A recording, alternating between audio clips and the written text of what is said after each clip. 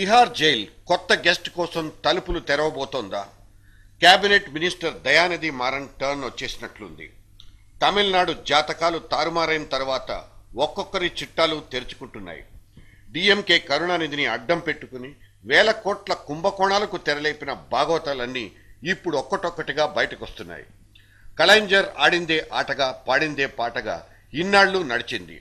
తన ప్రభుత్వాన్ని కాపాడుకోవాలనే యావ తప్ప ఆ డిఎంకే మంత్రులు చేసిన గలీజ్ పనులన్నీ తనకు అంటుకోవడంతో మన్మోహన్ సింగ్ పూర్తి అసంతృప్తితో రోజులు నెట్టుకొస్తున్నారు. 2G స్కామ్ నిందితుడు రాజా, ఆ తర్వాత కనిమోజీ అండ్ కంపెనీ జైల్లోకి వెళ్లిన తర్వాత దరిద్రం వదిలిపోయిందనుకుంటే ఇప్పుడు తాజాగా మారన్ వ్యవహారం తలకు చుట్టుకుంటోంది ఆయనకు.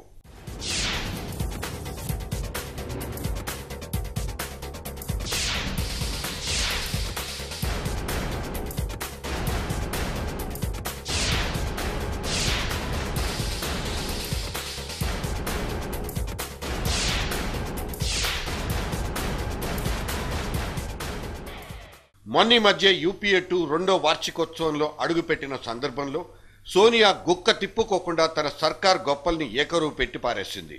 ఈ సొంత డబ్బాలో ఎక్కువగా మోగిన గులకరాళ్లు అవినీతి సబ్జెక్ట్ మీదే. ఏమాత్రం అవినీతి పరుల్ని ఉపేక్షించబోమంటూ మేడం చేసిన ఉపన్యాసంలో తమది జవాబుదారీతనంతో కూడిన పారదర్శక ప్రభుత్వం అంటూ లెక్కకు మించిన మాటలు చెప్పిందావిడ.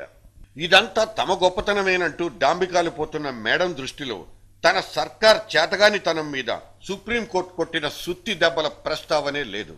ప్రతిసారి సాలిసిటర్ జనరల్ జడ్జీల ముందు తలదించుకోవాల్సిన అగత్యాన్ని ఆమె మర్చిపోయింది. ఒక హసన్ అలీ, ఇంకో మహారాష్ట్ర ముఖ్యమంత్రి, మరో రాజా, ఇక అంతులేని ఆ దొంగల ముఠా వీరోచిత అవినీతి గాథలన్నీ కోర్టు కొరడాలతోనే బయటకొచ్చాయన్న విషయం ఇవాళ స్కూలు పిల్లలు సైతం సీన్ బై సీన్ చెప్పగలరు.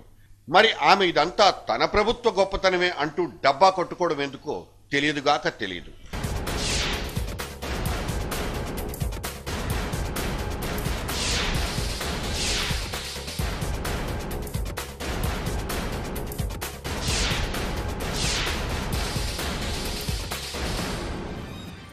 ఇప్పుడు తాజాగా దయానిధి మారన్ అవినీతి సైరన్ మోగింది.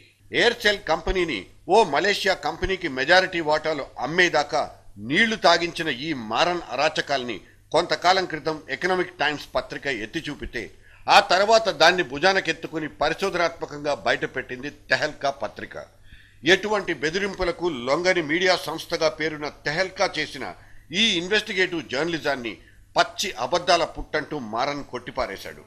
కొట్టేయడం ఏమిటి, అలా రాసినందుకు ఏకంగా పరువు నష్టం దావానే వేశారు మారనయ్య.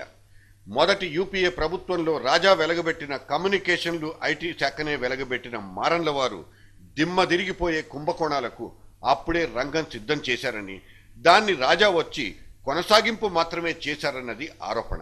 మధ్యలో తాత కరుణానిధితో వచ్చిన భేదాభిప్రాయాల మూలంగానే ఆ ఐటీ శాఖ పదవి వదులుకోవాల్సి వచ్చిందనేది జగద్విదితం. ఇప్పుడు ఆయన తన మీద వచ్చిన ఆరోపణల్ని అడ్డంగా ఖండిస్తున్న ప్రధాని గాని సోనియా గాని ఒక్క సమర్థింపు మాట కూడా అనలేదు. ఆ మాటకొస్తే కాంగ్రెస్ పార్టీ కానీ కేబినెట్ కొలీగ్స్ కానీ మారన్ని దూరంగానే ఉంచడం గమనించదగిన పరిణామం.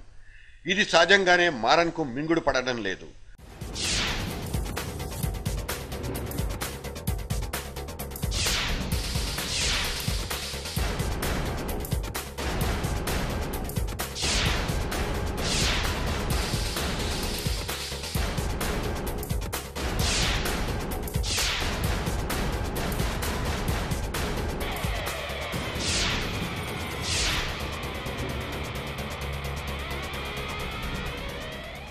కరుణానిధి ప్రభుత్వం తాను చేసిన తప్పులతో పతనమవ్వక తప్పదంటూ ఆ మధ్య ఓ అమెరికన్ ఎంబసీ ఉద్యోగితో చెప్పిన విషయాలన్నీ వికీలీక్ ఈ మధ్య బయటపెట్టింది.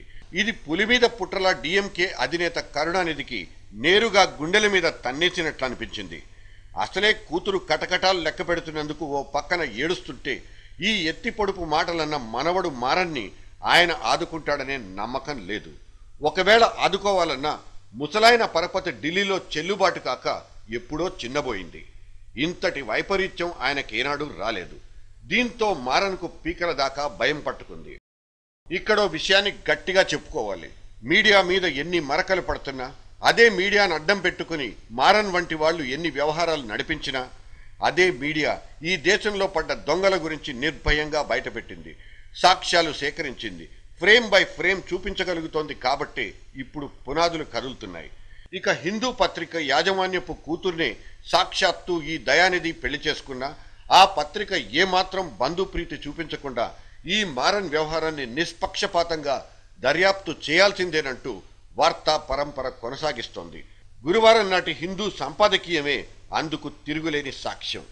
మన తెలుగునాట మాత్రం ఎందుకో ఈ వార్తలే రావు, ఈ దృశ్యాలే కనిపించవు. ఐసా భీ హోతా హై.